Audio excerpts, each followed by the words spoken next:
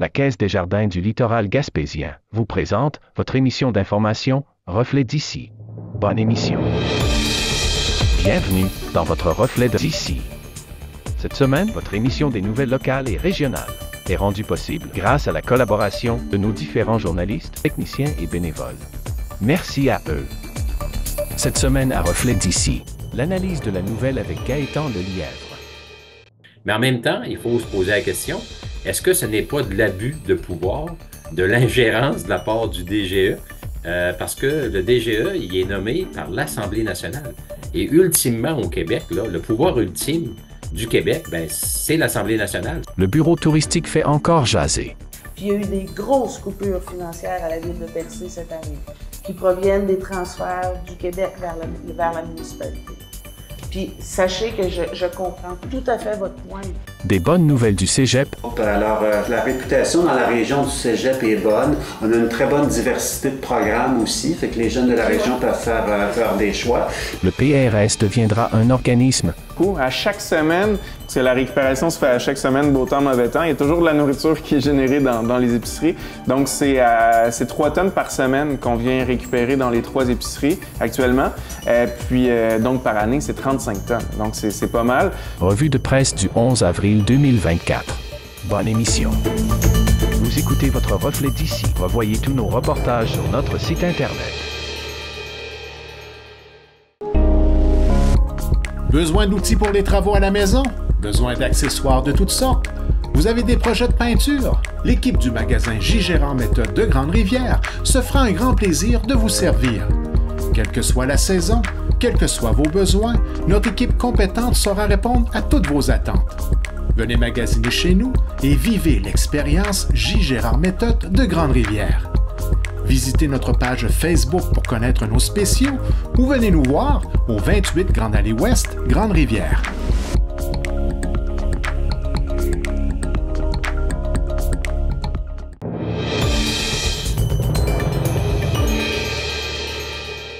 Bonjour Gaëtan, comment vas-tu? Bonjour Marc, ça va très bien, merci. Toi aussi? Oui, très bien, merci. Merci de prendre encore un peu de temps avec nous pour analyser peut-être un peu plus en profondeur certains sujets d'actualité. Cette semaine, on voudrait revenir un petit peu sur ce projet de la carte électorale, donc il fait encore parler. Peut-être si tu serais d'accord de faire un petit retour, un petit historique avant qu'on aille dans ce qui se passe aujourd'hui sur ce sujet-là pour qu'on ait un petit condensé du processus, dans le fond, d'où il vient et vers où est-ce qu'il va aller. OK, parfait. Écoute, le découpage de la carte électorale, c'est un dossier qui a été très présent dans l'actualité il y a environ un an. Il y a eu des consultations publiques et la loi sur les élections fait en sorte que le directeur général des élections, le DGE, doit réviser à tous les 2 mandats, donc aux 8 ans en théorie, la carte électorale du Québec.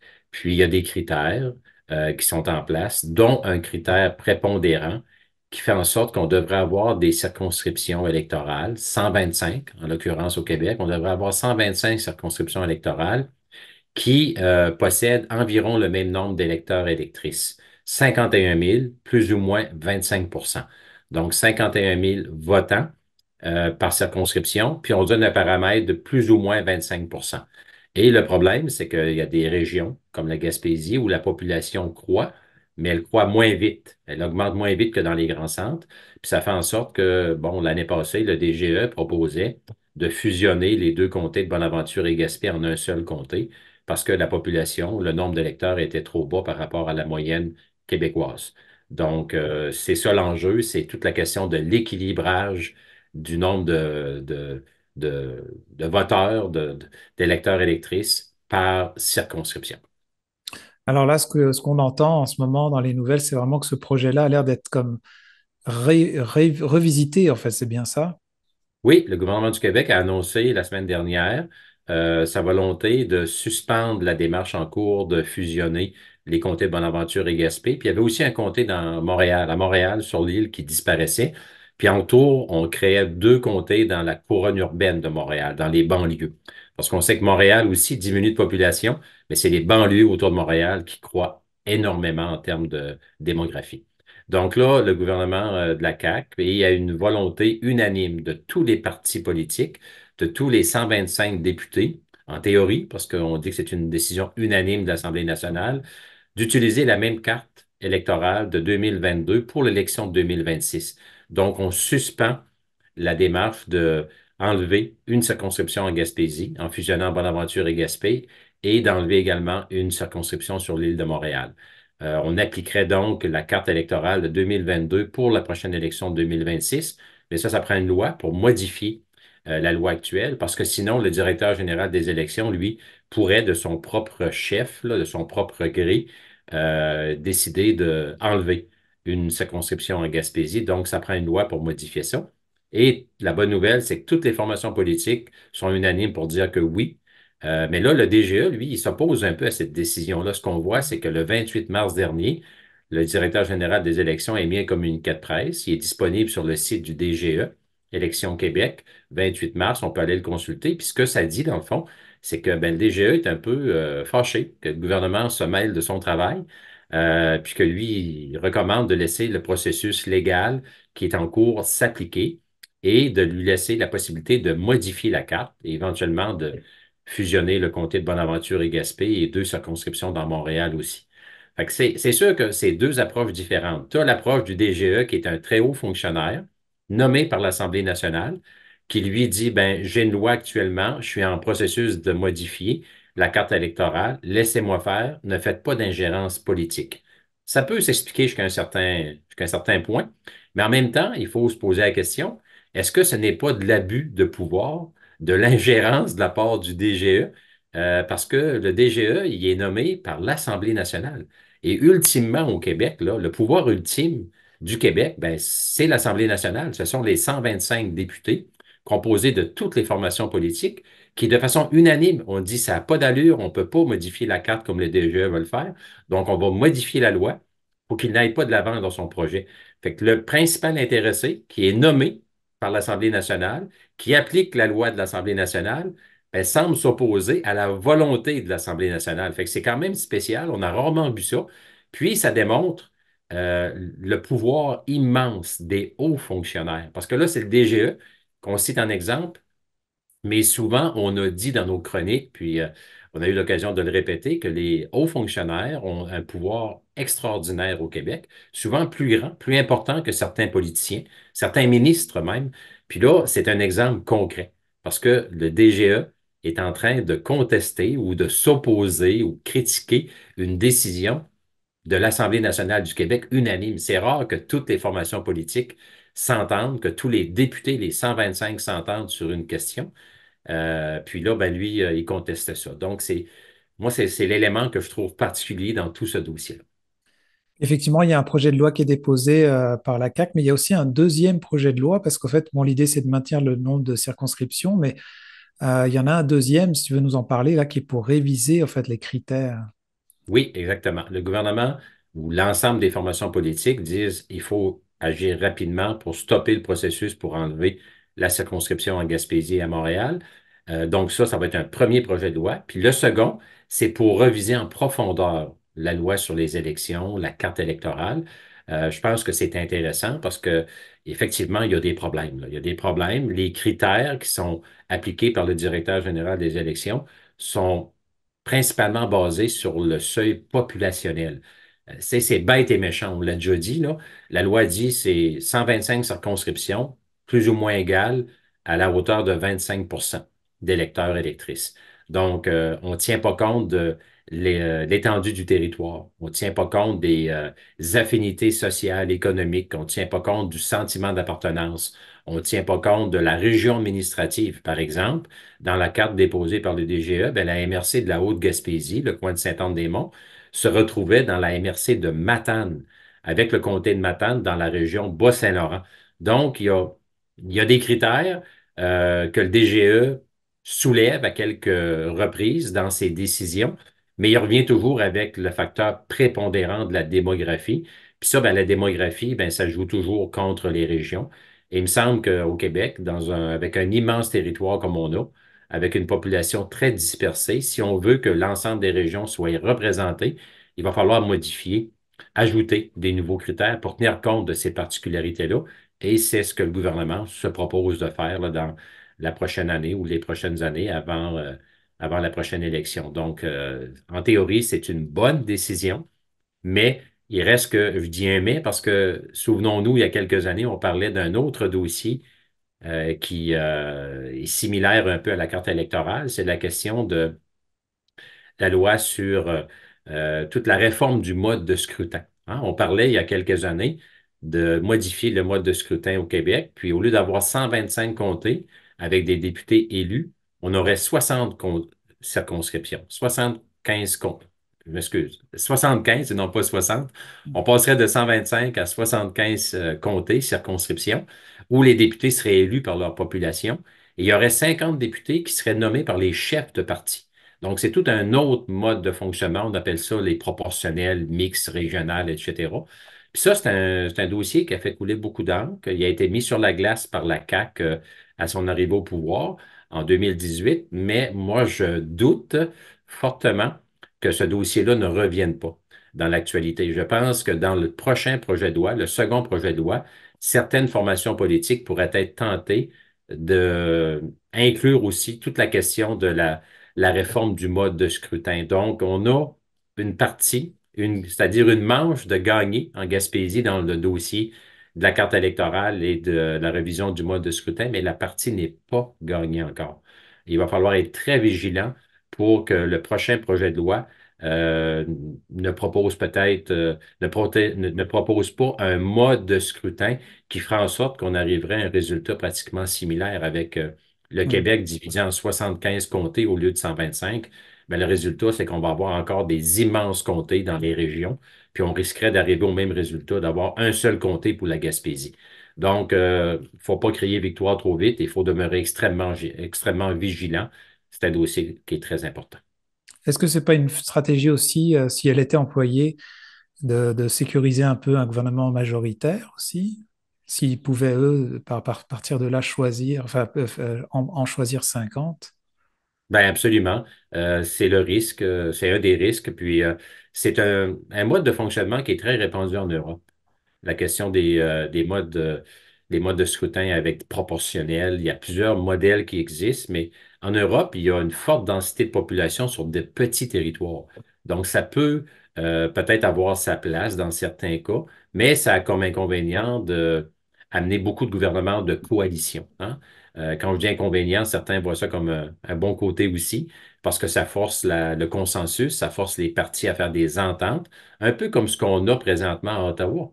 Présentement, à Ottawa, on a un gouvernement libéral minoritaire qui a fait une entente avec une autre formation politique, le NPD, et c'est ce qui fait que le Parti libéral du Canada, avec M. Trudeau, demeure en fonction. Sinon, il aurait été battu à plusieurs reprises sur différents votes qui sont tenus au Parlement. Donc, c'est un peu la conséquence. Quand on a des systèmes basés sur des modes de scrutin avec des proportionnels, avec des formules mixtes, là, ça force la coalition entre les formations politiques. Puis, c'est un modèle qui n'est pas très répandu au Canada. En Amérique, on n'est pas habitué à ça, mais c'est peut-être une nouvelle tendance. Donc, un dossier à suivre, mais un dossier très complexe. Mais c'est pas parce que c'est complexe qu'on ne doit pas s'en occuper, parce que les conséquences pourraient être là, quand même extrêmement importantes pour une région comme la Gaspésie qui a peu de population, mais beaucoup de défis à relever, beaucoup d'enjeux majeurs. Alors, le deuxième sujet qui nous interpellait, là, c'était c'était les autoroutes électriques d'Hydro-Québec, bon, qui a fait quand même couler de l'encre. Alors, je sais que ça touche un peu différentes sphères, là, comme on s'en parlait tout à l'heure. Là, c'est vraiment un peu comme on veut sortir euh, des, on va dire, des polluants. On veut passer dans des modes plus écologiques, plus verts. Donc, on aurait besoin aussi d'avoir des éoliennes, mais pour ça, on a besoin d'avoir des autoroutes électriques. Est-ce que tu voudrais nous parler un petit peu de ce sujet-là et quelle est ta vision? Oui, ben c'est ça. C'est un article qui est sorti dans les derniers jours là, dans la presse. Puis quand on parle d'autoroute électrique, il faut s'entendre, là, faut que ça soit bien clair, ce sont des corridors de transport d'énergie. C'est pas des routes avec des autos électriques. Là. Quelqu'un me disait ça ce matin. Je dis, non, non, on n'est pas là encore. Là. C'est vraiment d'augmenter le nombre de lignes de transport d'énergie pour avoir plus de capacité électrique au Québec. Puis concrètement, nous, en Gaspésie, c'est un dossier qui nous touche directement parce que on a un bouchon d'étranglement. Les gens ont sûrement entendu ça dans les dernières années. La ligne électrique qui relie la Gaspésie au Grand Centre, Québec, Montréal, ben, rendu à Rivière-du-Loup, on a un problème, le câble est trop petit. Puis on ne peut plus produire d'énergie à partir de l'est du Québec. Par exemple, les parcs éoliens, on ne peut plus en construire parce que la ligne ne pourrait pas supporter plus de charges. Donc, ça fait des années que le monde municipal, les préfets, les maires, les intervenants économiques demandent au gouvernement du Québec de grossir la ligne de transmission électrique qui, pour permettre du développement éolien, notamment là, dans le Bas-Saint-Laurent et dans la Gaspésie. Donc, l'annonce du gouvernement des derniers jours est quand même une bonne chose quand on regarde ça parce que ça va nous permettre de produire davantage d'électricité et d'en transporter davantage à partir des régions, la Côte-Nord notamment, le Bas-Saint-Laurent et la Gaspésie. C'est un projet de 30 à 40 milliards de dollars. C'est énorme. C'est prévu pour les 10 prochaines années et ça pourrait mobiliser jusqu'à 30 de tous les travailleurs de la construction. Fait que t'imagines-tu, Marc, c'est incroyable comme chantier. C'est pratiquement une deuxième Bay James, là. Bon, maintenant, il n'y a rien de parfait. Construire des lignes de transport d'énergie, ben, on envoie des lignes de transport là, sur nos territoires.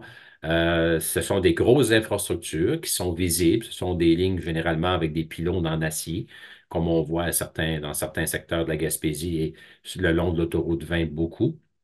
Donc, ça, c'est sûr qu'il y a des gens qui se disent, oui, mais c'est de la pollution visuelle, ça va altérer la beauté de nos paysages, ça va avoir un impact sur l'industrie touristique dans certaines régions. Puis, ça va aussi affecter peut-être des zones humides, l'habitat au niveau de la faune, de la flore, etc. Donc, toute la biodiversité risque d'être affectée parce que ce sont des infrastructures qui vont être construites partout sur le territoire et parfois dans des secteurs plus fragiles au plan des écosystèmes, tout ça. Donc, puis il y a aussi tout le syndrome du pas dans ma cour. Tout le monde veut plus d'électricité, mais personne ne veut voir des tours là, dans sa fenêtre de salon ou de cuisine, hein, ou à partir sur son terrain. Donc, c'est sûr que ça va semer toute une polémique. Puis c'est tout le débat de, comme tu le disais tantôt, on ne veut plus produire d'énergie à partir des sources polluantes comme le pétrole, comme le gaz naturel. On ne veut pas de nucléaire au Québec, mais on est devant une situation où on a de plus en plus besoin d'énergie.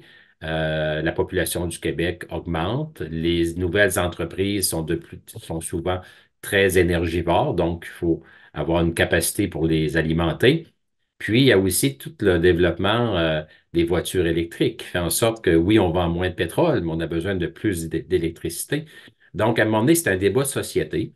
Euh, pour la Gaspésie, à court terme, moi, ce que j'entends des leaders, des élus, c'est que les gens sont très heureux parce qu'on va pouvoir poursuivre la construction de parcs éoliens. Les parcs éoliens, bon, c'est de l'énergie relativement verte, c'est intéressant, mais en plus, ça amène des redevances à nos MRC et à nos municipalités. Seulement en Gaspésie, c'est tout près de 5 millions de dollars par année qui est distribué entre les municipalités et les MRC de la région. Puis ce montant-là pourra augmenter jusqu'à 8, voire 10 millions par année dans les prochaines années si on construit des nouveaux parcs. Fait que c'est de l'argent pour aider à nos municipalités à défrayer les services municipaux, etc., faire du développement social, économique. Mais en même temps, il y a sûrement des intervenants au niveau environnemental, au niveau phonique, qui vont poser des questions au gouvernement, qui vont mettre des conditions, puis s'assurer que ces travaux-là, s'ils se réalisent, ben, que ça se réalise avec le moins d'impact négatif possible là, sur l'environnement et sur toute la biodiversité. Donc, peut-être des BAP, sûrement des BAP, des bureaux d'audience publique en environnement qui vont être demandés par l'ensemble de la population. Et à ce niveau-là, je crois que le gouvernement va sûrement prêter l'oreille parce qu'on peut se souvenir dans les derniers mois de tout le dossier, la saga de l'entreprise Norvolt que le gouvernement du Québec a voulu réaliser en toute vitesse sans passer par le BAP. Donc ça n'a pas bien été reçu au Québec. Je pense que le gouvernement doit avoir tiré sa leçon. Donc, ce serait illusoire de penser qu'on pourrait construire des lignes à haute tension comme ça, des corridors de transmission d'énergie aussi importants et en aussi grande quantité sans consulter la population, notamment par le processus du BAP. Donc, un dossier, on a 10 ans pour le réaliser selon les échéances qui sont déposées, mais si on veut être prêt dans 10 ans, Il faut commencer dans les prochains mois qu'on nous dit. Donc, un dossier qui va sûrement prendre beaucoup, beaucoup de place dans l'actualité. C'est un dossier d'intérêt national, mais en Gaspésie, c'est perçu comme une bonne nouvelle. Vous écoutez votre reflet d'ici. Revoyez tous nos reportages sur notre site Internet. Marché Richelieu de Cap-d'Espoir, l'endroit où faire son épicerie, devient un plaisir à découvrir et à partager. Venez déguster nos produits du terroir gaspésien et nos spécialités cuisinées ici même, la cuisine de notre chef Nicolas. Que ce soit pour le prêt-à-manger ou un dessert fait maison, pour des produits frais, de la bonne bière gaspésienne ou simplement pour le plein d'essence, rendez-vous au marché Nicolas de Cap-d'Espoir. Un grand nombre d'étudiantes et étudiants ont choisi le Cégep de la Gaspésie-des-Îles lors du premier tour d'admission au collégial qui prenait fin le 1er mars dernier.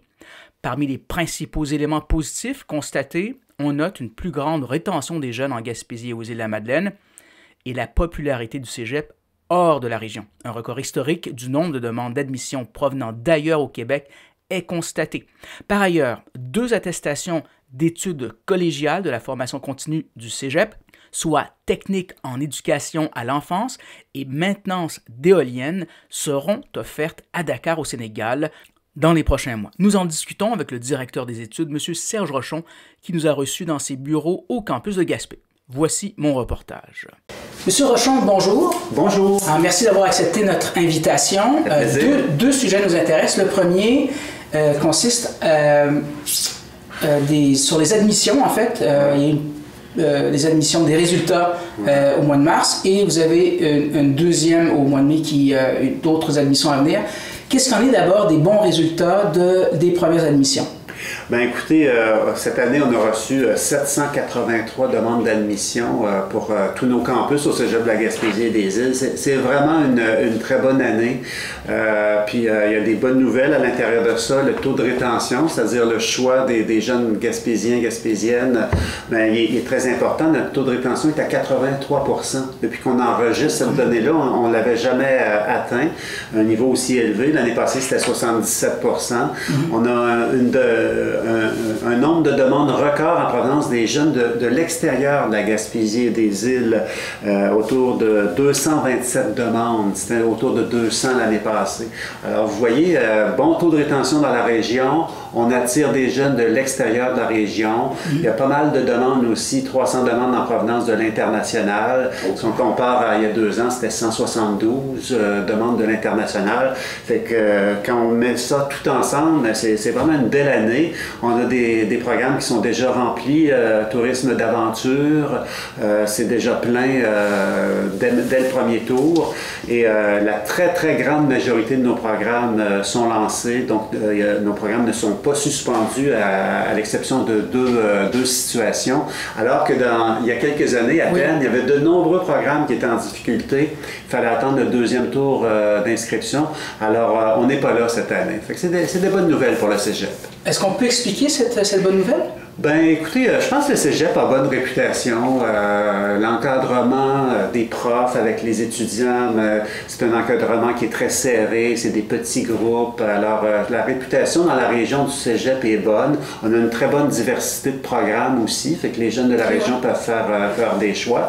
Puis pour ceux de l'extérieur de la région, ben, écoutez, la région attire les jeunes de l'extérieur de la région. La Gaspésie est très attirante. Là aussi, la diversité de nos programmes il joue pour quelque chose. Tourisme d'aventure attire un très grand nombre d'étudiants de l'extérieur de la Gaspésie qui veulent découvrir la Gaspésie puis s'inscrire dans un programme qui leur fait vraiment découvrir tous les aspects du tourisme d'aventure.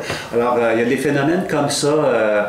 Puis c'est rattaché beaucoup à la bonne réputation du Cégep de la Gaspésie et des Îles sur ses taux de réussite, sur son encadrement étudiant dans le cadre des cours. Alors, tout ça fait en sorte qu'on s'est bien positionné au cours des dernières années. Et il y a au mois de mai encore d'autres deuxièmes vagues, enfin deuxième cycle d'inscription, je crois. Oui, qui était très important dans le passé. Dans le passé, on avait vraiment besoin, il y avait des programmes qu'on n'était pas sûr d'ouvrir, puis on attendait les demandes d'admission au deuxième tour. Maintenant, dès le premier tour, on a confirmé l'ouverture de nos programmes d'études, mais il y a quand même de la place au Cégep de la Gaspésie des Îles. C'est le message qu'on envoie pour le deuxième tour d'inscription. Les dates? C'est jusqu'au 1er mai, le deuxième tour d'inscription. Puis il y a de la place dans nos programmes. Il y a certains programmes, il y a des places limitées, comme en informatique, il y a eu pas mal de demandes d'admission au premier tour. Technique juridique, c'est un autre exemple. Alors il y a certains programmes il y a quelques places encore, mais la majorité de nos programmes, sauf tourisme d'aventure, comme je le mentionnais, qui est déjà plein, mais de ce côté-là, on ne peut pas recevoir des demandes au deuxième tour, mais pour la très grande majorité de nos programmes, il y a encore de la place, on est prêt à recevoir les étudiants de la région particulièrement. Juste pour terminer dans ce sujet, on a connu des années beaucoup plus difficiles au Cégep, donc c'est heureux de voir ça là, aujourd'hui, des années d'efforts en fait. Oui, notre équipe au recrutement a travaillé fort. Je parlais de l'international. Cette année, on a 130 étudiants qui nous arrivent de l'international, en très grande majorité du côté de la France. Avec la France, on a des ententes avec des lycées du côté de la France qui viennent faire ce qu'on appelle de la double diplomation en foresterie, en maintenance industrielle, en comptabilité et gestion. Donc, après une année d'études ici, on peut leur reconnaître un DEC, donc une formation de base du côté de la France. Ça, il y a eu beaucoup d'efforts ces dernières années et ça porte fruit, là. On a beaucoup d'étudiants en provenance internationale. Donc, bon taux de rétention dans la région. On a vraiment fait des efforts de ce côté-là. On reçoit beaucoup d'étudiants en provenance de l'étranger et des autres régions du Québec. Alors, c'est les efforts des dernières années qui ont fait en sorte que le Cégep n'est plus dans la situation fragile qu'on connaissait il y a 10 ans, où chaque programme, c'était difficile de le partir à chaque année. Il y avait beaucoup de programmes suspendus. On n'est pas là. La situation est nettement plus saine au Cégep de la Gaspésie des Îles. Restons à l'international. Sénégal, parlez-moi de ce programme. Bien, ça fait plusieurs années avec le groupe Collégia, qui est notre branche de la formation continue. On fait beaucoup de projets au Sénégal en coopération internationale, en aidant des communautés à s'adapter au changement climatique. Fait qu'il y a eu des projets qui ont été annoncés récemment. Mais là, la grande nouveauté, c'est qu'on va, ce qu'on appelle délocaliser nos programmes d'études.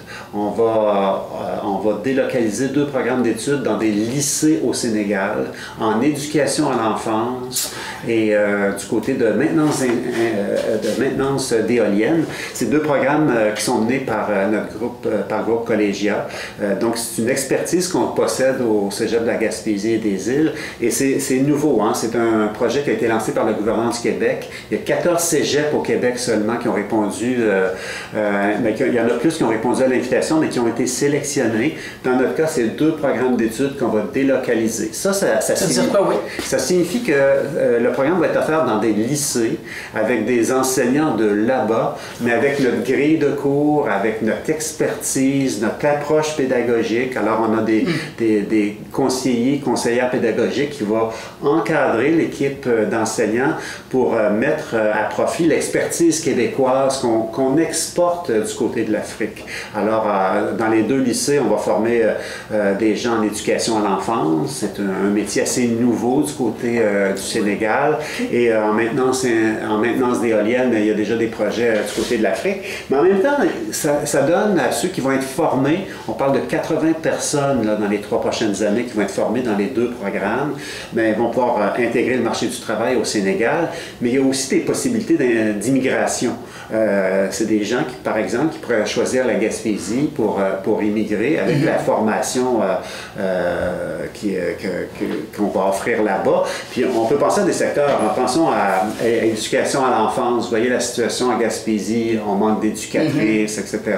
Alors c'est un projet d'exportation de notre expertise en Afrique, donc de délocalisation de notre formation qui pourrait rapporter gros à la Gaspésie, qui pourrait amener de nouveaux citoyens, citoyennes qui émigrent au Québec et qui peuvent intégrer des CPE, par exemple, et répondre aux besoins de main-d'œuvre. Alors, la formation vise à la fois à former des gens là-bas pour les besoins du Sénégal, mais c'est une porte ouverte à l'immigration et c'est intéressant pour notre région. Deux dernières questions dans ce dossier.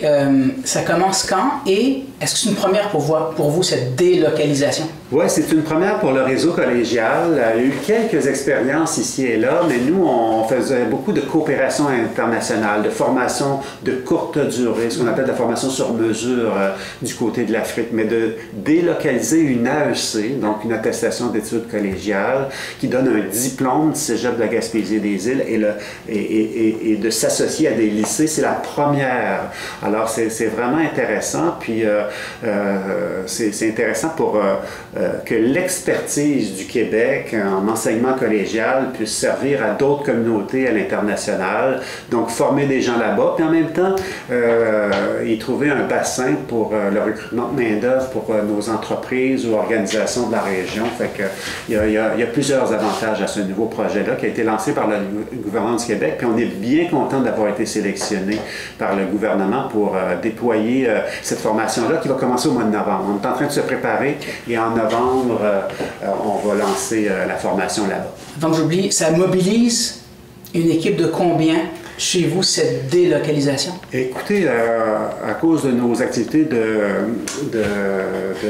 coopération internationale, on a un bureau du côté de Dakar au Sénégal. Alors, ça consolide les employés qui sont là, l'ensemble de ces projets-là. Mais particulièrement pour la délocalisation, c'est environ 5-6 personnes en ce moment qui sont mobilisées autour de ce projet-là. Enseignants? Enseignants en ce moment à temps partiel, parce qu'on développe l'expertise pour certains cours. On est en train de revoir un peu notre grille de cours, mais conseillères pédagogiques surtout, justement pour préparer ce programme de formation là-bas. Merci beaucoup, M. Rochon, c'est très gentil. Ça fait plaisir. Vous écoutez votre reflet d'ici. Revoyez tous nos reportages sur notre site Internet. L'endroit idéal pour retrouver des cadeaux avec style et originalité, la bijouterie Dubé de Grande-Rivière. Découvrez notre collection exclusive Pandora qui évoque style et grand choix de configuration et notre grand choix de montres et bijoux de grande marque qui saura satisfaire à tout coup l'être cher. Pour des conseils judicieux, faites confiance à l'équipe de la bijouterie Dubé de Grande-Rivière. Plusieurs enjeux ont refait surface à la période des questions lors de la dernière séance municipale de Percé, tels que la fermeture du bureau d'information touristique pour l'été à venir. À ce sujet, une pétition de plus de 1700 noms a été déposée lors de la réunion à la Greffière. Il a aussi été question du poste permanent du directeur général de la ville, des districts électoraux qui feront l'objet d'une consultation, de même que la suspension du directeur de l'urbanisme qui a suscité un échange entre un citoyen et le directeur général, lequel a admis que le temps que prend les enquêtes en cours est autant de temps qui n'est pas mis ailleurs dans la gouvernance de la ville. Voici mon reportage. Madame la mairesse, messieurs, dames les conseillers, conseillères, monsieur le directeur, merci d'accepter de nous entendre ce soir. Alors, je me présente, je suis Lise Baroni-Dansereau. Je suis membre du comité pour le retour, comité pour un bureau touristique à Percé. Nous sommes 5 membres, c'est bien humble. Les 4 autres membres sont ici. Si jamais vous avez envie ce soir de leur parler, je vous les nomme tout de suite. Louis Chicoine, ils sont là en arrière. Là. Louis Chicoine, Hélène Nadeau, Gérald McKenzie et Lise Bernard. Vous avez reçu, il y a un mois, Madame la mairesse et les autres aussi, une lettre de notre part vous exprimant notre étonnement et notre désaccord face à la fermeture du bureau d'accueil touristique à Percé. Devant notre réaction, on entendait aussi des gens autour de nous parler avec la même surprise, le même désaccord que nous. On a alors décidé de vérifier finalement quelle était l'ampleur de cette réaction-là dans le milieu, dans notre population, et surtout de vous dire que s'il y avait recherche d'alternatives ou quoi que ce soit, on serait prêt à entrer dans quelque chose de dynamique qui voudrait développer cet aspect-là dans notre village. Alors, nous avons lancé une pétition sur Facebook et sur change.org. Je pense que le mieux, c'est peut-être de vous la lire rapidement. Je ne serai pas longue, n'ayez pas peur. Parce que vous l'avez lu certainement, mais les gens de la salle l'ont peut-être pas lu. Alors, je vous dis ça rapidement.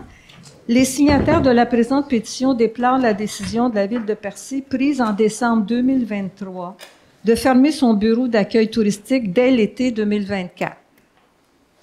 Considérant que Percé et ses environs sont une destination touristique de renommée internationale, considérant la présence toujours plus importante de touristes et l'achalandage au bureau d'accueil touristique et par l'entremise du courriel et des réseaux sociaux, considérant l'importance des services rendus par le bureau d'accueil touristique à l'industrie touristique locale, aux touristes ainsi qu'à l'ensemble de la communauté, considérant l'importance du rôle joué par le bureau d'accueil touristique en matière de promotion de la région, et ce, tant sur le plan national que sur le plan international, soulignant l'expertise et le professionnalisme de l'équipe du bureau d'accueil touristique, reconnaissant les limites des ressources financières de la Ville et la nécessité de trouver de nouvelles sources de revenus, convaincu de la nécessité de maintenir un service d'information touristique et de promotion de la Ville de Percé, les signataires demandent instamment à la Ville de Percé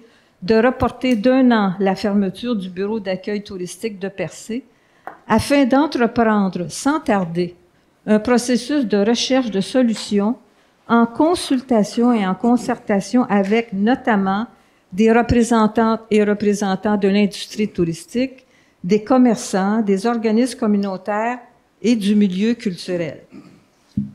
Cette pétition a été installée sur les sites le 3 mars et elle a terminé le 31 mars. Je vous donne un peu les résultats. Le total, 1784 signatures, beaucoup plus que ce que nous avions prévu. Alors, je vous donne un peu le détail. De la province de Québec, 1133 personnes ont signé cette pétition, des gens qui sont venus ici l'été à Percé ou qui pensent venir et qui ont déjà utilisé le bureau d'information touristique. De la Gaspésie, région administrative, 447 signatures. De la MRC du Rocher-Percé, 378. Et de la ville de Percé, 156. Pouvez-vous répéter les chiffres, s'il vous plaît? Oui, je vous redonne ça tout de suite. De toute façon, je vous remets ça, vous allez tout avoir ça. 156 de la ville de Percé. Alors, la province du Québec, 1133. 1133. Gaspésie, 447. La MRC du Rocher-Percé, 378. Et la ville de Percé, 156.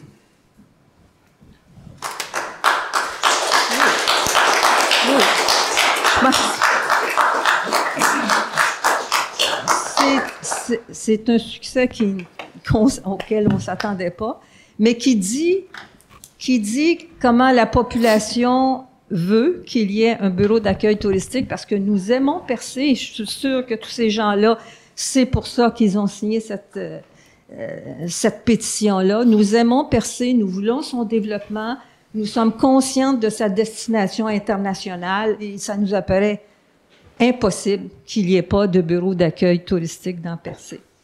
Est-ce qu'on peut vous répondre, Mme Baroni? Ah, c'est pas une question, mais oui, allez-y. J'aimerais vraiment ça m'exprimer. Oui, allez-y. C'est pas de gaieté de cœur, Mme Baroni, si on est arrivé à cette solution-là, à cette obligation-là, Mme Baroni.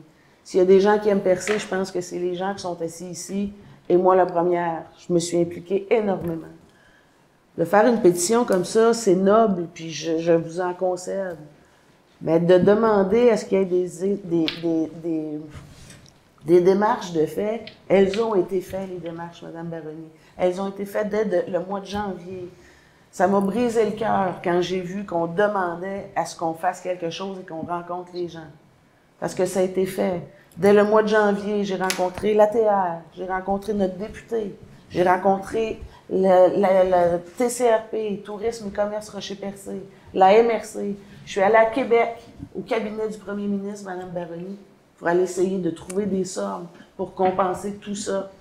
Au mois de février, on a fait un comité ad hoc avec des commerçants qui sont venus s'asseoir ici et qui ont posé les questions. Je vous ai même invité à une de ces rencontres-là pour qu'on puisse vous expliquer qu'est-ce qui en était du budget. On a fait une présentation du budget complète aux commerçants qui étaient présents. OK. J'ai... Et je ne sais pas comment demain matin, on pourrait trouver les sommes pour faire opérer le bureau d'accueil touristique à 230 000 $ de masse salariale. Le garder ouvert, c'était 4,5 % de taxes supplémentaires, au-delà du 7 % qui a déjà été mentionné. Puis il y a eu des grosses coupures financières à la ville de Percé cette année, qui proviennent des transferts du Québec vers la municipalité. Puis sachez que je comprends tout à fait votre point, mais c'était réfléchi et c'était un constat. C'est une conséquence, Madame Baroni. Oui, écoute, j'ai aucun doute que vous n'avez pas pris cette décision-là, écoutez, là, de gaieté de cœur. Je sais aussi, par ailleurs, que vous avez essayé de faire des démarches qui sont restées infructueuses. Mais il reste que, puis ça ne veut pas dire que c'est le conseil qui a tout à avoir ça sur le dos. On est une population, il y a plein de monde qui ont signé. Il va falloir qu'il y ait quelque chose qui se passe pour qu'une représentation de la population, un peu quand on dit des gens du tourisme, des gens de la culture, des citoyens ordinaires, on se mette ensemble. Ça se peut pas qu'on trouve pas une solution. Ça se peut pas qu'il n'y ait pas de bureau d'accueil touristique à Percé. C'est rien que ça qu'on voulait vérifier. Je pense qu'on n'est pas seul à penser ça. Ceci dit, ça ne veut pas dire qu'on vous lance la pierre. Là. Je ne suis pas là pour ça. On vient pour déposer cette pétition-là. Et vous dire que nous, s'il y a autant de réponses, ça se peut pas qu'il n'y ait pas de monde là-dedans qui n'ont pas envie de s'engager pour le faire. C'est un leadership que ça prend. C'est pas des payeurs de taxes que je constate, là. C'est pas les gens qui ont signé, là, je comprends, là, mais ils sont pas nécessairement dans le contexte financier de la ville de Percé. Non, je sais. Ça se peut qu'ils ignorent beaucoup la démarche qui a été faite, toutes les solutions qui ont été mises en place, tout ce qu'on a tenté de faire pour ne pas en arriver à ça, là. Je vois qu'il y a beaucoup de signataires qui sont hors Percé, qui ne sont pas des contribuables à la ville de Percé. Moi, je pense aux contribuables avant tout. Là. Oui, c'est correct. C'est ça votre responsabilité, puis c'est correct. Puis il n'y a pas question d'augmenter les taxes, on vous demande pas ça. Mais il y a entre 300 000 et 500 000 personnes qui passent ici l'été. 30-35 000 se retrouvent au bureau d'accueil touristique. Ça se peut pas qu'il n'y ait pas rien. 26 la dernière année. Bien, 26. Ouais. Ça se peut pas qu'il n'y ait pas rien. C'est rien que ça qu'on veut dire. Et est-ce que c'est le conseil qui doit prendre le leadership d'une alternative? Je ne le sais pas. Mais on a invité un comité. Le comité s'est réuni ici le 21 février et a convenu de plusieurs autres solutions, autres que le bureau dans lequel on en connaît Oui. Il y a eu d'autres pistes de solutions. Ça n'a rien donné? On devait se rencontrer le 18 mars et le 18 mars, il y avait trop d'absents. J'ai proposé à 2 reprises de faire les rencontres par visioconférence pour qu'il y ait un mode hybride. Puis elle n'a pas eu lieu, puis il n'y a pas encore de date qui a été ramenée. Mais le comité est là. Ben, je vous parle d'une quinzaine de commerçants qui se sont assis et qui ont convenu que le bureau d'accueil touristique, dans la façon où il était, ce n'est plus possible. OK. Mais vous parlez d'un comité de commerçants, puis c'est indispensable qu'ils soient dans une recherche comme ça. Ils étaient là, mais ils m'ont demandé une rencontre et on l'a fait. Oui, mais vous convenez que ça prend d'autres mondes que des commerçants. Des gens de la culture, des gens du tourisme. Bien, vous savez, mais là, vous adressez une pétition au conseil de ville. Mais pendant ce temps-là, le temps passe. S'il y a une initiative citoyenne de regrouper, de trouver des solutions, nous, on a fait ces annonces-là en décembre dernier, là, qu'on était prêt, on prête le local est disponible, la directrice promotion tourisme est en poste jusqu'en décembre 2024. On paye tous les frais du local, donc c'est quand même une grosse somme que la ville de Percé s'engage à mettre en place pour 2024. On l'a annoncé dès le mois de décembre lors du budget. Puis vous savez, si le budget s'est fait, si ça a été une annonce rapide, c'est qu'on est une municipalité, nous, ici, là. Donc, la dernière rencontre de travail pour le budget s'est faite avec le conseil le 18 décembre, si je ne me trompe pas, et le budget est le 20 décembre. Donc, on consolide la fin du budget à 2 jours du budget, là. On ne peut pas faire d'annonce, puis de rencontrer le monde, puis solliciter, puis consulter. On n'a pas le temps de faire ça. Puis le 376 000 qui nous a été coupé au mois de novembre, lequel a fait en sorte que quand on a commencé à travailler notre budget, il manquait 600 000 $. Ça correspondait à une augmentation de plus de 20 % de taxes. Comprenez qu'on a fait beaucoup d'exercices pour en arriver à un 7 % là. OK. Il a fallu couper énormément. Okay. 375 000 de coupure, ça correspond à 9,5 % d'augmentation de taxes. Okay. Est-ce que je dois comprendre qu'il n'y a pas de solution d'après vous? Pour cet été, il n'y a pas de solution. Il n'y a rien sur la table jusqu'à maintenant. Est-ce que pour l'an prochain, si on se donne une année pour se retourner de bord, définitivement, il y a des puis je pense qu'il y a... Ben oui, tout à fait. Puis même pour l'été, à partir de décembre, il y en avait des possibilités. Moi, j'ai fait ce que j'ai pu faire pour aller chercher de l'argent. Il n'y en a pas à la TR, il n'y en a pas à la MRC, il n'y en a pas au cabinet du premier ministre, il n'y en a pas chez le député, il n'y en a pas à la TCRP non plus. À un moment donné, je veux dire, moi, si on ne l'a pas ici, puis c'est le même problème pour tout le monde, c'est que TCRP ont démontré un peu, TCRP, c'est Tourisme, Commerce, Rocher-Percé, ont démontré peut-être un peu d'intérêt, mais quand ils voient la masse salariale de 230 000, dans lequel il n'y a aucun programme de financement pour le fonctionnement, on dit, bon, on ne peut pas s'embarquer là-dedans, nous autres non plus. La masse salariale que la municipalité a été obligée de couper, à contre-cœur, je le répète, ben, elle existe pour un autre organisme qui le prendrait aussi. On a pensé de changer le site de place. OK, je ne veux pas être trop longue parce que là, je rentrerai dans une discussion, ça pourrait être long. Mais on peut s'en reparler ensemble, Mme Baroni. Oui, avec votre convenance, ça va me faire plaisir. OK. Je remets... À Mme Hubert, s'il vous plaît. Merci beaucoup de m'avoir écouté.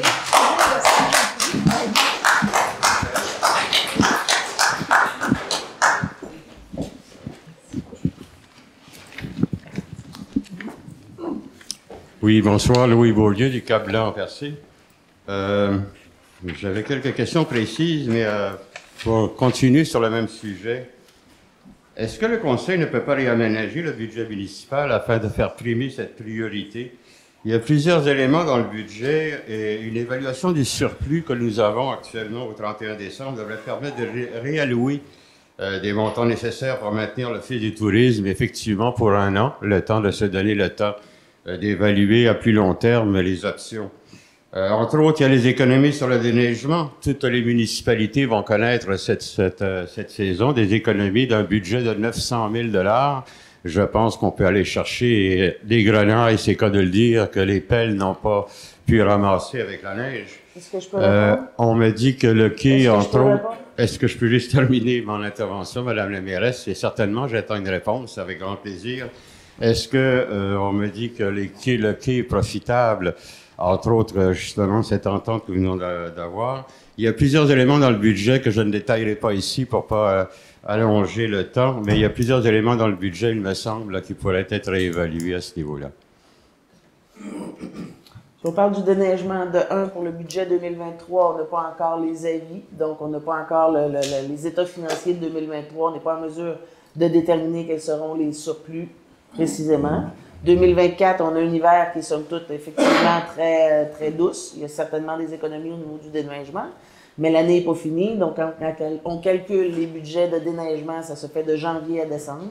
Donc, il y aura l'automne 2024 à considérer, lequel on n'est vraiment pas en mesure de prévoir la météo jusqu'à maintenant.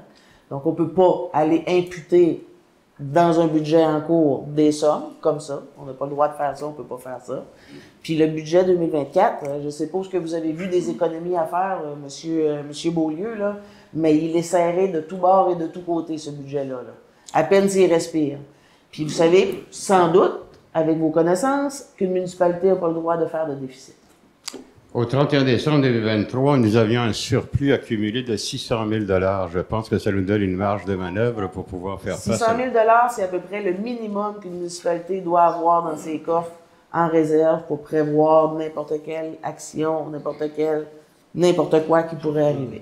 Et si je comprends très bien, nous sommes dans une situation exceptionnelle où on vous soumet de peut-être pour un an, sans engagement à long terme, de pouvoir considérer qu'on puisse maintenir une opération. Je ne considérerais pas de prendre dans les surplus ce qui n'est pas convenable de prendre dans les surplus, M. Beaulieu. Je vois qu'on n'a pas beaucoup de collaboration, mais en tout cas, espérons qu'on pourra avancer sur des options. Avant de continuer sur la question précise, je voudrais ici manifester en mon nom et au nom de plusieurs citoyens et citoyennes qui, au village, me l'ont demandé, notre appui au directeur général pour son dévouement et son professionnalisme. M. Coder a fait face à des situations difficiles et a démontré sa capacité de gérer les défis et les opportunités de notre ville. À la dernière séance du Conseil, j'ai demandé pourquoi n'apparaissait pas à l'ordre du jour, justement, la confirmation de l'engagement, puisqu'il a terminé sa période de probation. Je vois que ça n'apparaît pas plus aujourd'hui à la séance. Que se passe-t-il pour le fait de confirmer l'embauche de M. Coder? Savoir que la Ville de Percé est sous enquête présentement, M. Beaulieu, de la commission municipale, laquelle enquête sur l'appareil municipal dans son entièreté. Nous ne sommes pas présentement en mesure de faire l'évaluation de M. Coder. M. Coder est très au fait de ça. Il n'y aura pas de permanence qui sera émise pendant les durées d'enquête. Est-ce que ça répond à votre question? Ça répond à ma question, Mme la mairesse. J'avais quelques questions précises avant de toucher un dernier sujet.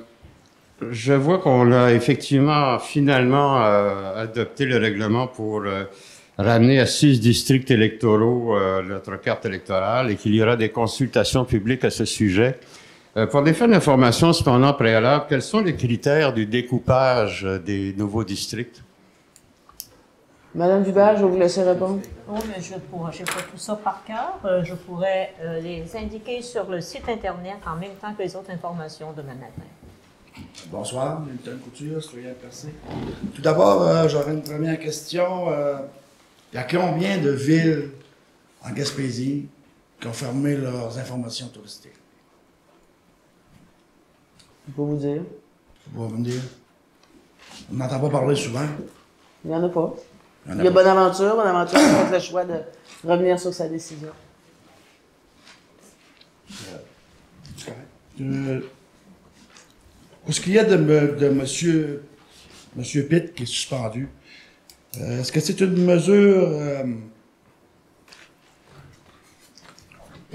mesure disciplinaire ou administrative? Mesure administrative, c'est une suspension administrative. C'est une suspension administrative? Oui, suspension administrative, et par la suite, suite à la fin de l'enquête, eh bien là, il va y avoir des recommandations. Et là, par après, puis évidemment, il y a présomption d'innocence, s'il y a mesure disciplinaire, il va y avoir mesure disciplinaire. OK. Qui peuvent être... Parce que moi, j'ai lu un peu là-dessus, ces mesures disciplinaires, mesures administratives. Qui vous a conseillé de le suspendre par mesure administrative et non disciplinaire? Ça a-tu été conseillé par quelqu'un ou... Évidemment, on n'a pas... Lorsque la décision a été prise, je n'ai pas été à l'aveuglette, puis j'ai été... et je suis allé chercher des avis éco nécessaires. Je n'ai pas été à l'aveuglette dans tout ça. Parce que lorsqu'on parle de mesures administratives, on parle surtout de choses involontaires. On parle de... J'ai lu là-dessus, c'est genre une personne qui est incompétente ou ces choses-là. On n'est pas là-dessus. Ce que je vous dis, c'est une suspension qui relève de l'administratif. C'est pas ce que vous faites mention, M. Couture. OK, on n'est pas rendu là encore. On n'est pas encore rendu à l'étape des mesures disciplinaires. Non, c'est pour ça qu'on a instauré une enquête. Pour avoir vraiment le fond de l'histoire, parce qu'il y a eu des allégations. Puis, et lorsque, comme j'ai expliqué même souvent, lorsqu'on prend une décision, dans certains cas, tu peux décider tout de suite. Dans certains cas, tu vas dire non, c'est justifier une enquête parce que tu vas aller au fond des choses, parce qu'il y a des choses qui sont nébuleuses, puis tu vas avoir la vérité. Fait que c'est le principe qui nous a quittés. OK. Quand on parle, c'est parce que lorsqu'on parle de mesures disciplinaires par rapport aux mesures, on peut imposer la suspension de salaire immédiatement. On n'est pas obligé de... Il y a plusieurs... Il y a des jeux de jurisprudence là-dessus, il y a des décisions d'arbitre là-dessus. Comme je vous dis, ça n'a pas été pris à la légère, ça a été... Les options ont été considérées, puis je crois, sur mon honneur, que les meilleures recommandations ont été faites au Conseil à partir des recherches qui ont été faites. Parce qu'entre vous et moi, là, c'est pas normal de payer un gars chez eux à rien faire. Ce qui n'est pas normal. À l'année, en fait, ce qui est triste, c'est triste. C'est triste que le processus ait pris autant de temps. Je suis le premier qui est navré de ça parce que, voyez-vous, il y a des questions qui vont déposées, par exemple, sur les compteurs d'eau. Alors qu'au lieu d'investir du temps sur les compteurs d'eau, il a fallu investir du temps sur les processus d'enquête. Donc, c'est loin de... Honnêtement, il n'y a rien de drôle. Je sais que vous ne vouliez pas de ça, au contraire, mais ce que je veux dire, c'est qu'il n'y a rien qui nous amuse là-dedans. On aurait aimé que ça soit réglé rapidement, qu'on ait vraiment le portrait fiable, qu'on puisse prendre des décisions, qu'on passe à autre chose. Mais là, on est rendu avec un processus qui finit plus de finir, mais qui va venir à terme bientôt. J'ai confiance. Il y a des instances qui sont manifestées, puis on chemine là-dedans, puis on essaie de le faire. Puis je dis dehors, c'est au niveau de la ville, on essaie de le faire dans les meilleurs intérêts de la ville. Donc... Vous écoutez votre reflet d'ici. Revoyez tous nos reportages sur notre site Internet. La boutique Le Mercier de Chandler, l'endroit où magasiner un vêtement devient une expérience en soi. Venez nous voir en magasin et soyez accompagnés par des professionnels soucieux de vous offrir la qualité avec le style, l'originalité et ce pour toutes les occasions. Nous avons de tout pour le sportif, l'homme d'affaires et des occasions spéciales qui requièrent un service personnalisé pour faire de vos événements des moments inoubliables. 484 rue Hôtel de Ville Chandler, 418-689-2404 ou visitez notre page Facebook Le Mercier Chandler. Boutique Le Mercier, la référence en mode masculine en région. Le programme de récupération en supermarché est un projet pilote mis en place par le Réseau en développement social Rocher-Percé pour récupérer les surplus alimentaires des supermarchés et les redistribuer aux personnes dans le besoin. En raison de l'intérêt suscité par le programme, celui-ci est en cours de processus d'incorporation pour devenir une entité à part entière. Chaque semaine, près de 60 personnes bénéficient de l'aide du programme, avec environ 3 tonnes d'aliments récupérés et 18 organismes en tirent profit, notamment le Centre d'action bénévole Gascon-Percé, pour lequel des plats surgelés sont préparés. Nous discutons de ces avancées avec Laurent Gélina, le nouveau coordonnateur du PRS. Alors, Laurent Gélina, nouveau coordonnateur du programme de recyclage en supermarché. Bonjour. Oui, bonjour Jean-Denis. Ça va bien? Très bien, toi? Oui. Tu es bien installé à ton nouveau... Oui, c'est ça. Ça fait un mois que je suis arrivé à peu près. Je reprends le programme de récupération en supermarché ici. C'est un super beau programme. C'est ça, on fait la récupération des denrées dans 3 supermarchés et les 2 IGA du territoire de la MRC, puis le Super C à Chandler. Donc, on récupère tous les aliments ici, puis on les redistribue. J'ai venu faire mon tour il y a 1 an. On va voir un peu où est-ce qu'on en est rendu. Faire un rappel, ça a été mis en place... Pourquoi Ça a été mis en place en 2021. Puis l'idée, ça faisait partie d'un projet qui était développé. On voit qu'il y avait beaucoup d'intérêt des partenaires. Puis c'est un projet qui a été initié par le Réseau en développement social. Ici, Réseau en développement social Rocher-Percé. Donc, le projet est né vraiment du réseau et des organismes partenaires aussi pour récupérer la nourriture puis redistribuer celle-ci auprès des personnes qui en avaient besoin. Donc, c'est ça depuis 2021. Donc là, ça va faire bientôt, à l'été 2021. Donc là, ça va faire maintenant 3 ans là, cet été. Donc, vous récupérez chez 3 supermarchés. Ça se passe comment?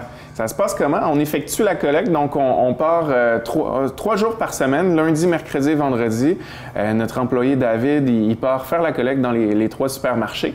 Donc, il y a des bacs spécialement prévus pour ça qui restent dans les supermarchés, qui sont remplis par les employés des supermarchés. Puis nous, on vient chercher ces bacs-là. Une fois qu'ils sont remplis, on les récupère, puis ensuite, on met tout ça dans nos frigos. On va trier toute la nourriture. On essaie de catégoriser le plus possible. Donc, on a 2 frigos ici en arrière. On a des congélateurs aussi pour la boulangerie, pour la viande. Donc, on classe tout ça. Puis ensuite de ça, c'est notre clientèle qui vient chercher les aliments. Il y a les organismes aussi qui peuvent venir directement. Donc, on fait affaire avec 18 organismes communautaires de la MRC du Rocher-Percé qui viennent chercher directement les denrées ou qui donnent par un système de couponnage, donc des coupons qui donnent à leurs usagers. Puis les usagers viennent chercher chercher, avec l'aide des coupons, bien, ils viennent chercher les aliments directement ici. Donc, ils peuvent choisir qu'est-ce qu'ils veulent mettre dans leur panier. 18, c'est beau. On est rendu à pas mal. Plusieurs organismes, oui, effectivement. Donc, il y a beaucoup d'organismes qui sont relatifs au CI3S de la Gaspésie, département santé mentale, par exemple, département jeunesse, mais il y a aussi d'autres organismes qui œuvrent sur le territoire, comme le Santé Émilie-Gamelin, la Maison Blanche-Morin, d'autres organismes communautaires aussi, qui ont besoin de denrées. C'est vraiment pour... notre objectif, c'est d'avoir du dépannage alimentaire. Donc, c'est vraiment des personnes qui en ont besoin, soit des personnes qui vivent, que ce soit temporaire ou que ce soit un petit peu plus sur le long terme, mais qui vivent des problèmes par rapport à l'insécurité alimentaire. Donc, ils ne sont pas assurés, ce pas des personnes nécessairement qui peuvent aller faire leur épicerie, qui ont les ressources financières nécessairement pour faire une épicerie complète à chaque semaine. Donc, nous, on est là pour les aider, pour les dépanner. Est-ce que vous faites toujours les plats givrés pour le Centre d'action bénévole? Oui, exactement. Donc ça, c'est notre troisième volet ici. Donc notre premier volet, c'est d'aider directement les usagers. Deuxième volet, c'est d'aider les organismes. Puis notre troisième volet, c'est en collaboration avec le Centre d'action bénévole, c'est de leur fournir ce qu'on appelle les plats givrés, les petits plats givrés. Donc c'est des plats préparés qui sont préparés par nos employés ici en cuisine. Donc à l'aide principalement des aliments qui sont récupérés. Qu'on vient compléter aux besoins. Donc oui, on produit plusieurs plats par semaine. On en a environ 60 plats par semaine. Donc ça revient à peu près 3000 par année, 3000 plats givrés qu'on produit pour le Centre d'action bénévole pour qu'ils redistribuent auprès de leur clientèle. Tu as parlé que vos sources d'approvisionnement, en ce moment, c'est IGA, les deux IGA plutôt, Grande Rivière Chandler et Super C. Rolando me parlait l'an passé qu'il aurait aimé pouvoir étendre ça au restaurant. Oui.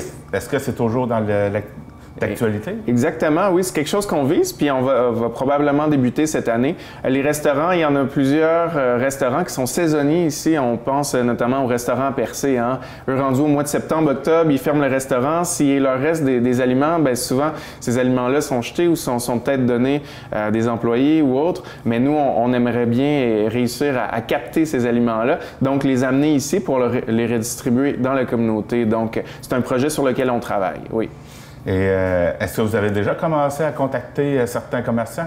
Oui, mais il y en a qui se sont montrés intéressés déjà. Il y en a par contre qui faisaient déjà affaire avec des banques alimentaires qui allaient porter ça du côté de Gaspé. Mais nous, on aimerait ça que ce soit géré sur notre territoire pour notre communauté directement. Donc, on essaierait d'aller chercher ces aliments-là pour que ce soit redistribué ici, là, dans notre communauté. Sinon, j'imagine qu'ils peuvent toujours vous contacter aussi pour... Oui, certainement. Se proposer. Oui, exactement. Ça nous ferait toujours un grand plaisir. Vous aidez à peu près combien de personnes par semaine? Oui, par semaine, des gens qui viennent ici avec leur coupon, il y en a environ, 60 par semaine là, qui viendraient ici chercher des aliments. Oh, ouais, c'est pas pire pareil.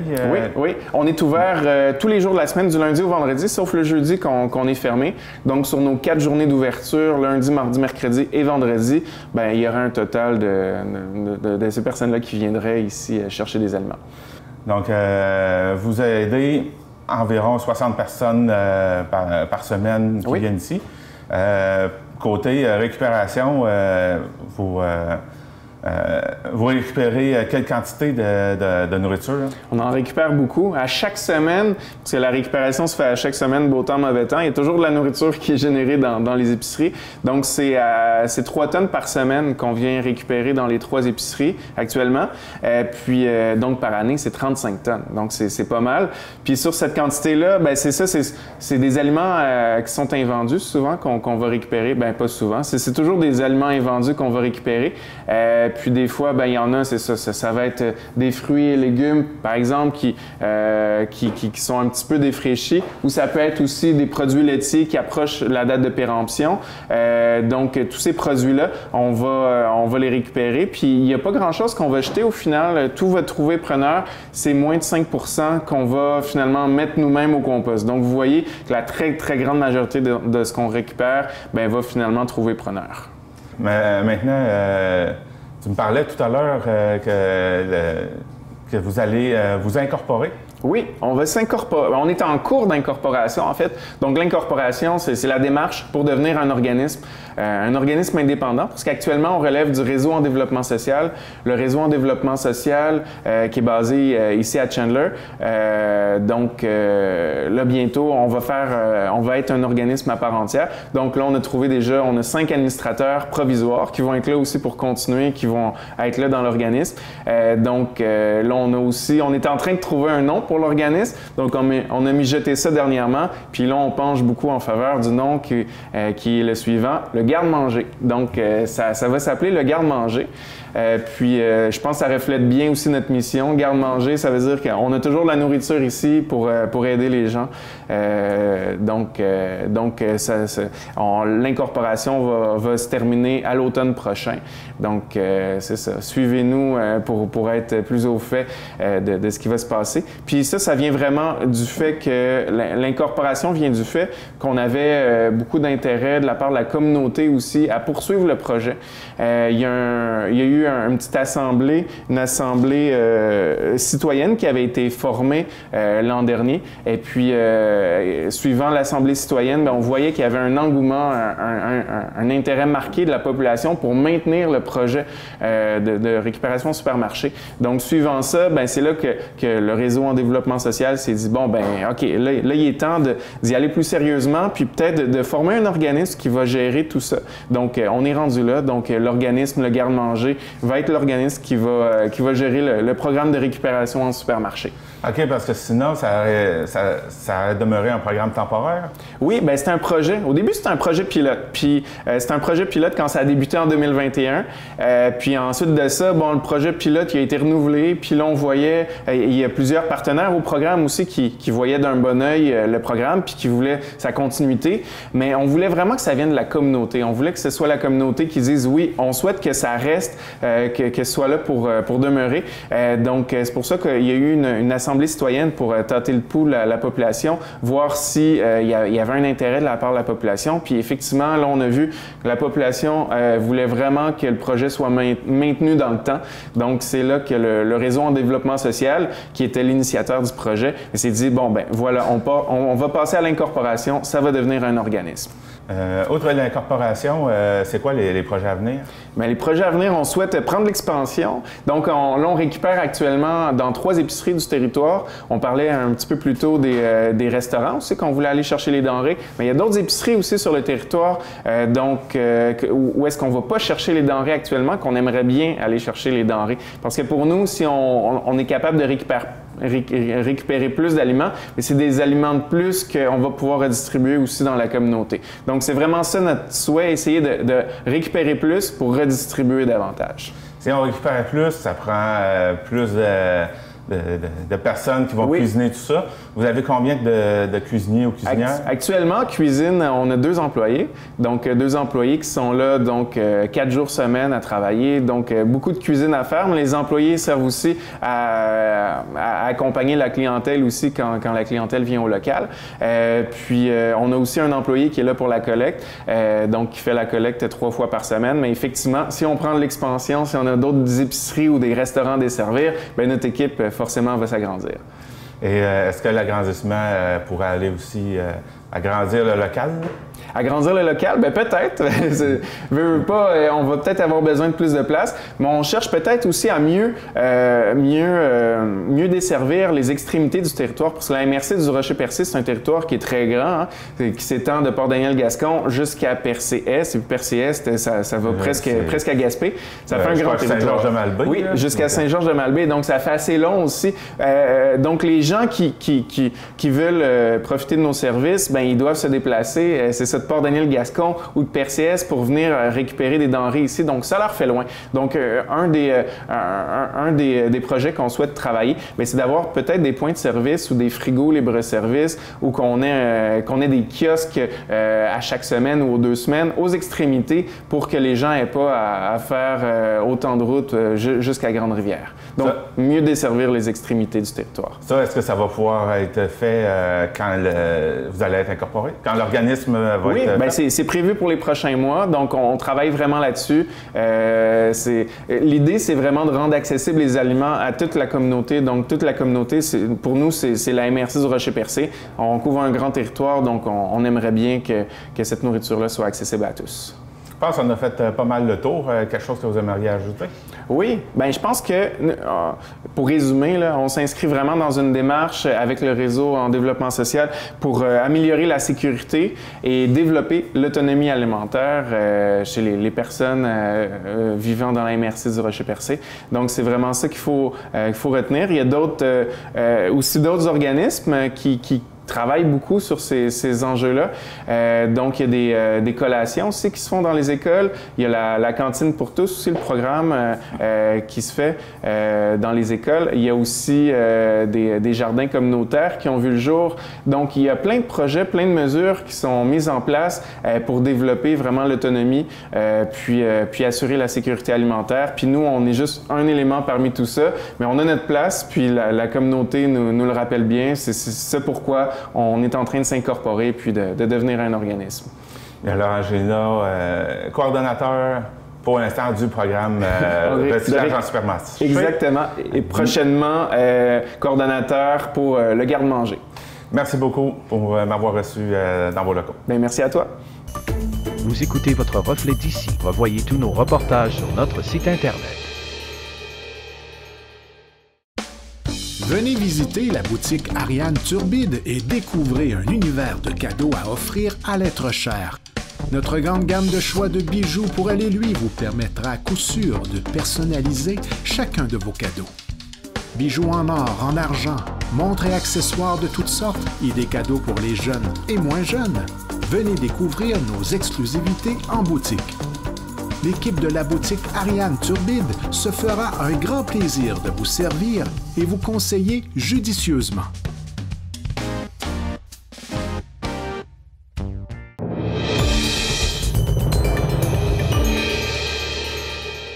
Percé, le conseil municipal prend fin dans la tourmente, selon Magaspésie. À Percé, une récente réunion du conseil municipal a été abruptement interrompue par la mairesse Cathy Poirier suite à des questions sur son adhérence au code d'éthique des élus. La mairesse a nié avoir tenu des propos vexatoires, mais face à l'insistance du conseiller Jean-François Gagné sur cette question, elle a soudainement clôturé la séance, laissant les conseillers et les citoyens surpris. Cette action a provoqué la déception parmi les conseillers et Michel Reil a exprimé sa déception envers la situation, évoquant même une plainte contre la mairesse à la Commission municipale du Québec pour son comportement. Ce n'est pas le premier incident du genre impliquant la mairesse puisque des griefs ont également été déposés par le syndicat des employés de la ville.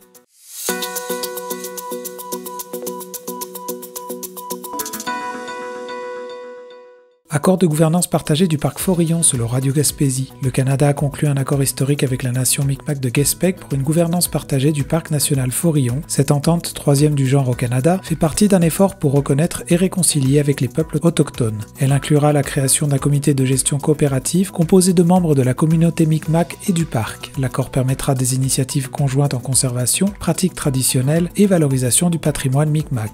Un exemple concret serait la possibilité de chasse à l'orignal pour une gestion efficace du cheptel. L'accord est établi pour 25 ans.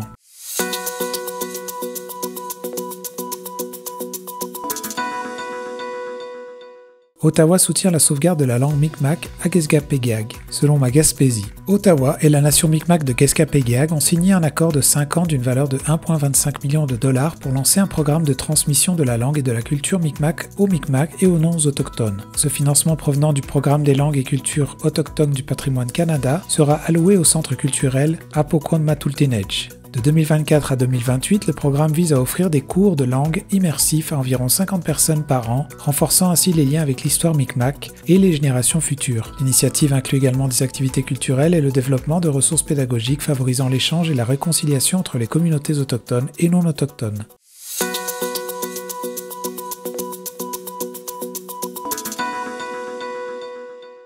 Christina Michaud se présentera contre Diane Le Boutillier selon Radio Gaspésie. Christina Michaud, élue pour la première fois en 2019 sous la bannière du Bloc québécois, a confirmé sa candidature dans la circonscription Gaspésie-les-Îles-de-la-Madeleine Listigouche pour les prochaines élections fédérales. Malgré la suppression de sa circonscription actuelle, elle reste déterminée à représenter cette nouvelle et vaste région. Christina Michaud reste députée d'Avignon-la-Métis-Matane-Matapédia jusqu'au lancement de la campagne électorale. Yves-François Blanchette, chef du Bloc québécois, soutient sa candidature, la considérant comme un service important pour la région.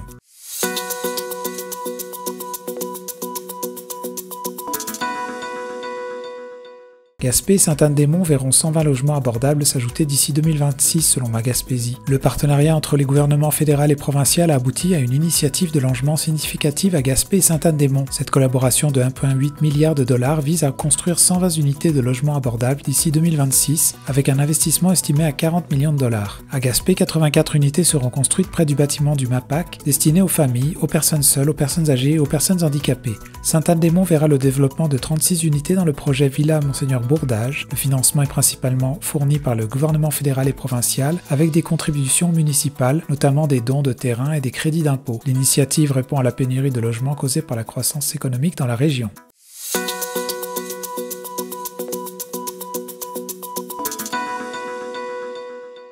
Une pétition réclame le départ de la mairesse de Percé selon Ma Gaspésie. La tension monte à Percé avec le lancement d'une pétition exigeant la démission de la mairesse Cathy Poirier. La pétition souligne son comportement prétendument irrespectueux et harcelant envers employés, citoyens et conseillers. Cette situation fait suite à une séance du conseil municipal abruptement interrompue par la mairesse qui a quitté face aux questions sur son respect du code d'éthique. De plus, un grief a été déposé contre elle par les syndicats des employés municipaux alléguant des agressions verbales et comportements inappropriés. La situation est exacerbée par des plaintes déposées à la commission municipale du Québec et par une autre pétition visant à maintenir le bureau touristique de Percé ouvert malgré des défis budgétaires.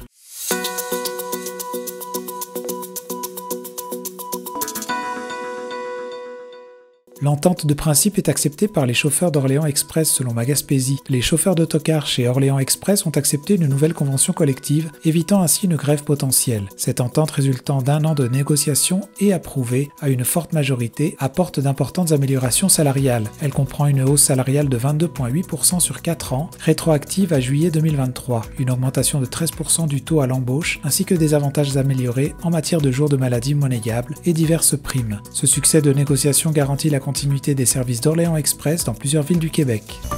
Vous écoutez votre reflet d'ici. Revoyez tous nos reportages sur notre site Internet.